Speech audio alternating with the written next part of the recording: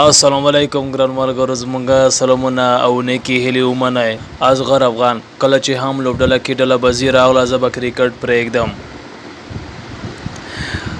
د افغانستان ملي لوبډلې پخوانی لوبډل مشر او تازه مرستیال لوبډل مشر ټاکل شوی. اصغر افغان وایي چې دی له خپل هیواد سره هیڅکله هم خیانت نشي کولی ځکه چې هیواد یې مور ده. هغه وایي چې کله هم په لوبډله کې ډله بازي راغله نو زه به کرکټ پرېږدم ځکه چې زه به ټولو کې لوبه نشم کولی.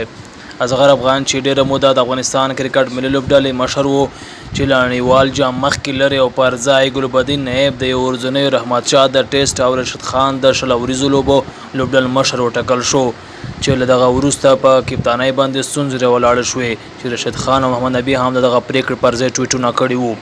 له نړیوال جام وروسته یو ځل بیا لوبډل مشر بدل او رشید خان د ټولو فارمیټونو لوبډل مشر شو او اصغر افغان بیا د ټولو فارمیټونو مشر مرستیال لوبډل مشر وټاکل شو. خو ته په کابل کې د رشید خان اکاډمۍ پر پرنس غونډه کې اصغر افغان له خلکو سره په خبرو کې ویلي دي چې هیواد یې مور ده او هیڅکله هم له هیواد سره خیر نشي کولی. هغه وایي چې کله لوبډلې په نړیوال جام کې 2 لوبې وبایللې نو یې ټول لوبغاړي په ګډون د کپتانۍ راغونډ کړل. ټولو په ګډه لمونځ وکړ او بیا یې په ټولو کلمې تېرې کړې او ورته وویل چې تاسو ته چا ویلي چې لوبه مه کوئ. هغه وایي چې ټولو ویلي چې هیچا هم نه دي ویلي.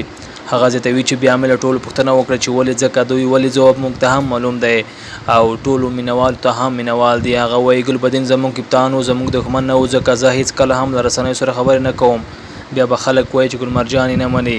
اصغر افغان وایي چې ما کله هم د ځان فکر نه دی کړی. ما سره چې کوم کار وشو هغه په ټوله نړۍ کې له چا سره نه دی شوی خو ما هیڅ هم نه ویل. هغه وایي چې په لوبډله کې هیڅ خبره نشته ټول په اتفاق دي ټول لوبغاړي د یو کس لپاره نه لوبېږي د افغانستان لپاره لوبېږي او په لوبو کې ګټل او بایلل حتمي دي. هغه زیاتوي چې کله هم په افغان لوبډله کې ګروپ بندي راغله نو بیا به ما کرکټ پرېږدي ځکه چې اصغر په ګروپونو کې لوبه نشي کولی. ګران ملګرو زموږ چینل در سره لایک سبسکرایب کړئ او که تاسو څه نظر لرئ زموږ سره یې کمنټ کړئ. خوشحاله اوسئ.